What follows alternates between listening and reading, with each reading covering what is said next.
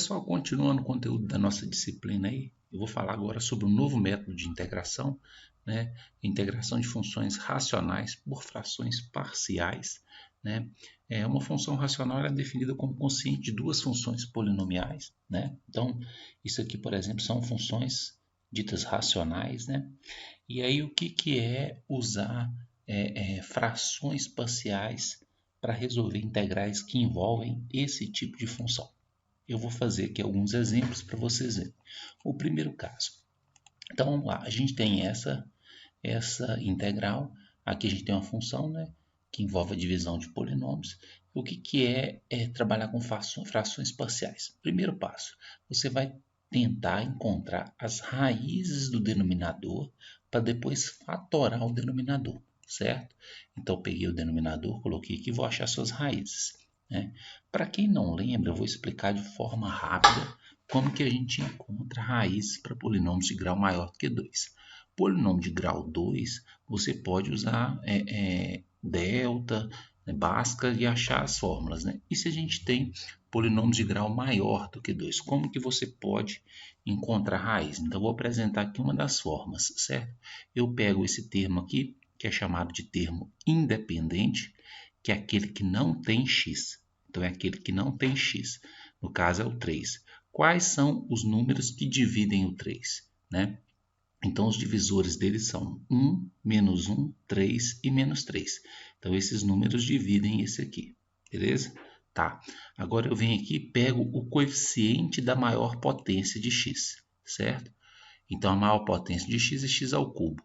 O coeficiente, ou seja, o número que acompanha ele aqui é o 1. Quais são os números que dividem o 1? 1 e menos 1. Então, olha só. Primeiro vim aqui, peguei o termo independente, que é aquele que não tem o x, e peguei os divisores dele. Pego depois esse primeiro termo aqui, ó, o coeficiente, né, o número que acompanha a maior potência de x, maior grau aqui, no caso aqui é 1, e pego seus divisores. E as possíveis raízes, né, serão os resultados da divisão desses valores aqui por esses, certo? Então, eu vou pegar esse, dividir por esse dividir por esse, e assim por diante, né? Então, eu vou pegar aqui, ó, 1 dividido por 1, 1 dividido por menos 1, 3 dividido por 1, 3 dividido por menos 1.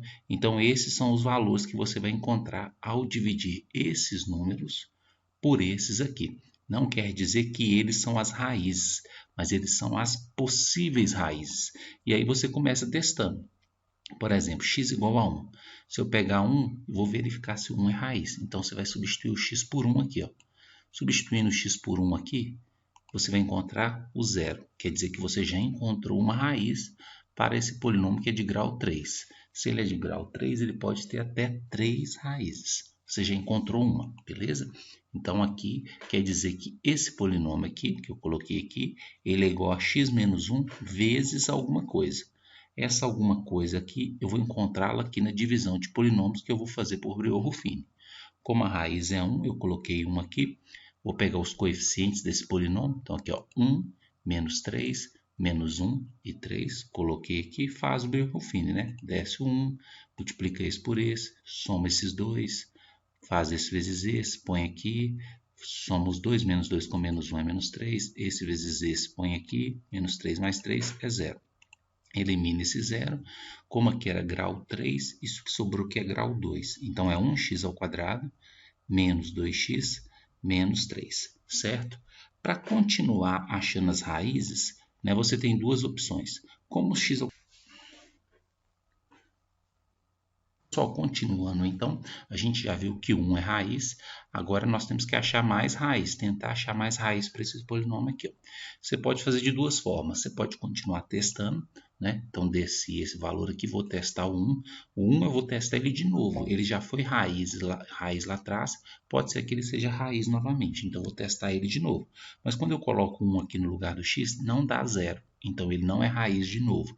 Pego o próximo valor, que é o menos 1, certo? Substitui aqui no lugar do x o menos 1, aí deu zero, quer dizer que o menos 1 é raiz. Se o menos 1 é raiz, eu vou fazer um Breuer-Ruffini aqui para diminuir o grau desse polinômio aqui, ó. Então, menos 1, coloquei aqui menos 1. Aqui eu vou colocar 1, menos 2 e menos 3. Vou descer 1, né? Menos 1 vezes 1 é menos 1, com menos 2 vai dar menos 3. Esse vezes esse dá 3, 3 menos 3 é 0. Elimina esse 0. Como aqui era polinômio de grau 2, isso aqui que sobrou é polinômio de grau 1. Então, 1x menos 3. Então, nós conseguimos fatorar o nosso polinômio. Ó. X menos 1, que é o que eu já tinha, está aqui. Achei raiz menos 1, então x mais 1, sempre x menos a raiz, né? E aqui o x menos 3 que eu vou colocar aqui, ó. Então, essas três são os nossos fatores aí. Outra forma que eu poderia ter feito é o seguinte. Olha só, quando eu cheguei em x ao quadrado menos 2x menos 3, como é uma função de segundo grau, eu podia simplesmente ter igualado a zero, calculava o delta e ia chegar nos valores de x3 e menos 1, que são os dois valores que eu encontrei aqui, ó, menos 1, e aqui também é o 3, porque x menos a raiz, como a raiz é 3, então fica x menos 3. Então, o primeiro passo a gente conseguiu, né? O primeiro passo é pegar o denominador, achar suas raízes e escrever de forma fatorada. Então, esse é o primeiro passo nesse tipo de integração. O segundo passo é reescrever essa fração a partir desses denominadores aqui, ó, certo? Então, no lugar desse denominador aqui, eu vou colocar cada um desses termos aqui, ó. Então, x menos 1, x mais 1, x menos 3. Aqui em cima eu coloco A, B e C, certo? E aí nós temos que, no segundo passo, achar o valor de A, B e C, né? Então, para isso, eu vou tirar o mínimo aqui, ó. O mínimo entre x menos 1, x mais 1 e x menos 3 é a multiplicação deles. Então, eu faço isso aqui dividido por isso aqui, dá x mais 1 vezes x menos 3, vezes A, tá aqui, ó. Isso aqui dividido por isso dá x menos 1 vezes x menos 3, vezes B, tá aqui. Isso aqui dividido por x menos 3 dá x menos 1 vezes x mais 1, vezes C, tá aqui, certo? Lembrando que essa fração aqui é idêntica a essa aqui, ó. Consequentemente, o numerador dessa, que é o x menos 2, ele é igual ao numerador dessa aqui, ó. Então, coloquei o numerador das duas aqui. Beleza. Uma vez que você fez isso, como que você vai achar valor de A, de B e de C? Tem mais de uma forma. Você pode desenvolver essa multiplicação aqui, trabalhar com sistema linear, ou uma forma mais fácil é usar as raízes que você encontrou lá atrás. A primeira raiz que você encontrou lá atrás, se você voltar, é o x igual a 1, certo? É o valor que zera esse aqui, ó. Se você substituir o x por 1 aqui, olha o que vai acontecer. 1 com menos 2 vai dar menos 1. 1 mais 1 é 2. 1 menos 3 é menos 2. 1 menos 1 é 0. 1 menos 3 é menos 2 e assim por diante, certo? 0 aqui vai zerar esse termo. 0 aqui vai zerar esse termo. Vai sobrar então só isso aqui, ó. Menos 1 igual a menos 4A, que é esses dois multiplicados por A. Esse menos 4 passa para cá dividindo, você consegue descobrir que A é igual a 1 quarto. A segunda raiz que você encontrou, que foi aqui, ó, é x igual a menos 1. Se eu colocar menos 1 no lugar do x, ó, aqui vai menos 1 com menos 2 é menos 3. Se eu colocar menos 1 em cada um desses termos aqui, ó, vai ficar assim. Esse vai dar 0, esse vai dar 0, vai sobrar esse aqui, ó, menos 2 vezes menos 4 vai dar 8b e o menos 3. Passo o 8 para cá dividindo, b igual a menos 3 sobre 8 aí. E o último valor, que é o que zera aqui, ó, é o x igual a 3. Certo? Então, vou pegar o 3 e colocar no lugar do x. 3 menos 2 é 1.